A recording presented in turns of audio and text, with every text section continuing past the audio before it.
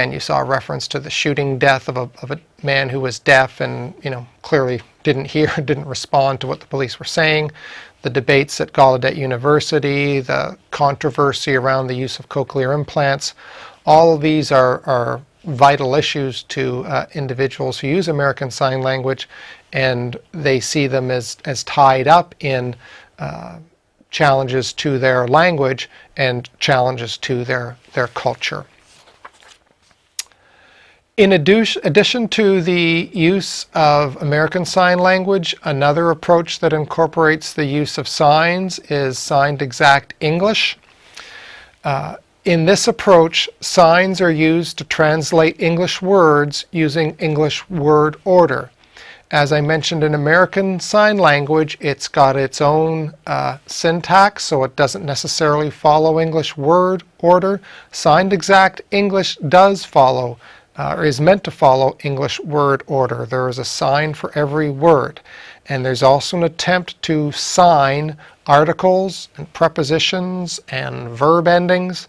It's an attempt to represent visually everything that's going on in spoken English. Some of the advantages to this is that if you could really get this down, it would probably make it easier to go from use of sign to reading and writing traditional English text. So one of the challenges for individuals who learn and use American Sign Language is because it follows a different word order than spoken English, it's sometimes fairly challenging to learn to read text that's written in conventional English. If you're making use of Signed Exact English, that transition should be a little bit easier. On the other hand, using Signed Exact English is fairly slow. It takes a long time, and it's certainly slower than speaking, to try and sign everything you're saying, especially when you're trying to include articles and prepositions and verb endings and all those sorts of things. There's also no Signed Exact English culture. So whereas there are plays and cultural activities that involve the use of American Sign Language and enable people who are deaf and use ASL to get together and enjoy that sense of community, there is no Signed Exact English culture or community like that. So it doesn't help with issues of social isolation. Another approach is called total communication, and in this approach individuals combine the use of signs and speech and to some extent whatever else is needed in order to support successful communication. So an individual would make use of signs as that individual spoke. It's not Signed Exact English because the individual is not trying to sign typically everything they're saying.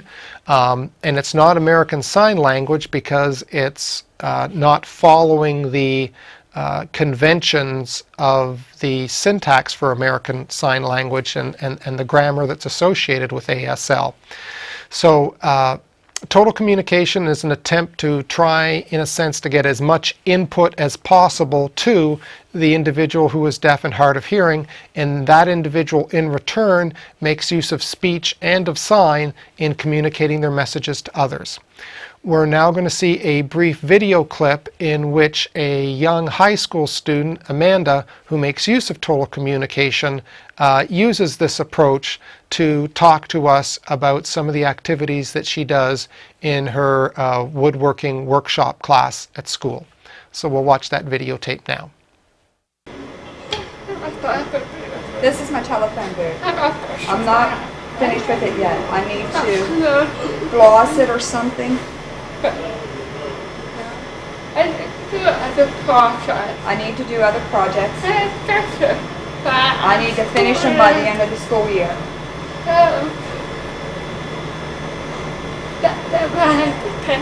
I'm trying to think of what else to tell you. Tell her about the things you've already made.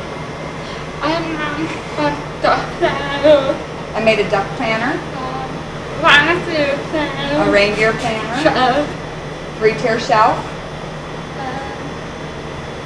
I made a sunflower. I made big ones and small ones.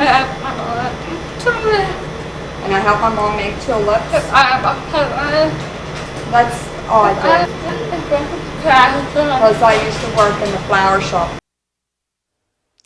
So again, some of the advantages of total communication, at those times when an individual's speech can be difficult to understand, sometimes the use of sign helps there, and the individual is also practicing for situations where their signs may not be recognized, so they're getting practice in the use of speech for those situations.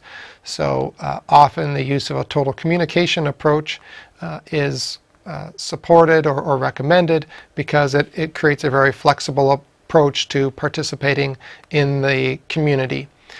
It also helps the individual who is deaf or hard of hearing acquire a sign vocabulary, so for those situations when they are with people who understand and make use of American Sign Language, they're able to interact successfully with those individuals as well. So it seemed like this would be a good time to just have a few review questions to help summarize some of the topics that we've talked about so far. So the first review question is this: an individual with a minimal hearing loss is likely to have what type of language delay? The correct answer here is A. An individual with a minimal hearing loss is likely to have a 1-year language delay. So this means that an individual with just a hearing loss associated with a 20 dB loss, so they may just have some difficulty with faint speech in a noisy background. This individual is still going to have difficulty with experiencing some language delay. The next question is, roughly how many teenagers have a noise-induced hearing loss?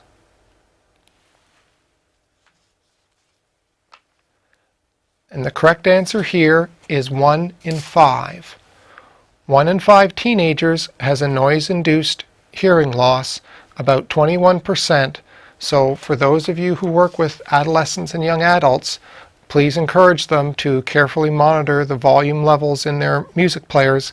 This hearing loss is permanent, and so whatever they can do to keep it at safe levels now will be of benefit to them later on. Hearing loss they sustain now will not return at a later age.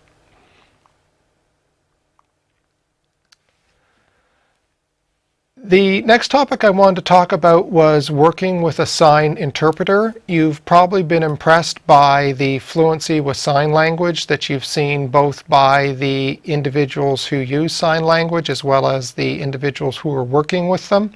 As a general education teacher, you would not be expected to become a fluent signer, although ideally if you can pick up a few signs that would be great. The greater concern is that if you are working with a student who needs to make use of sign language, that you would be able to work efficiently with a sign language interpreter. And there are a couple of points that sign interpreters ask teachers to keep in mind in their work with them. The first is that the teacher should speak at a normal rate. The sign interpreter will tell you if you're going too fast and need to slow down, but you should just speak at a normal rate. You should address and face the student when talking, not the interpreter. The student may be trying to pick up cues from your lips, your facial expression, to get some additional clues as to what you're talking about. So talk to the student, not the interpreter. If possible, give the interpreter some information in advance on the topic that you'll be presenting. It's challenging to interpret on the fly, so typically it's very helpful for the interpreter to have a rough idea of the information that you're going to be addressing, maybe some of your key points. That just makes it easier for them to sign in an efficient and appropriate way. The sign interpreter should be placed close to the teacher or the lecturer, as well as near any visual displays that may be used. So the chalkboard, the overhead, whatever. This allows the student to look in one direction to receive all information. Finally, good overhead lighting and a plain background help decrease distractions for the student. I wanted to share with you now a brief video clip of a sign interpreter working in an elementary classroom. You're going to see the sign interpreter working with a young student during a math activity. So you'll see the sign interpreter both translating what the teacher has said as well as help the student get their message across to the teacher during the math activity. So we're going to take a look at that video clip now. What does this fraction mean? Adam, look at Mrs. Burkett. What does this mean? What does 1/2 mean? Can you tell me?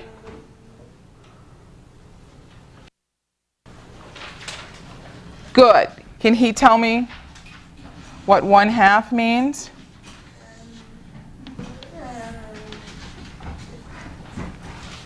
I have 2 parts. And I have to color one of those, right? So I colored one of the 2. Did I color one of 2?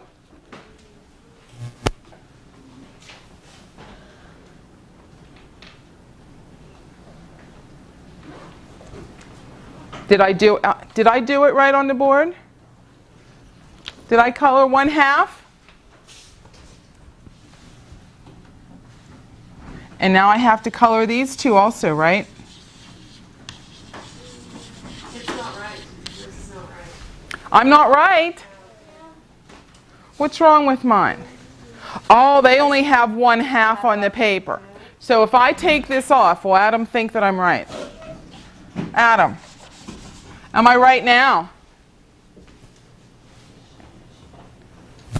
No. What's wrong? What's wrong? Oh, you only colored half. Okay.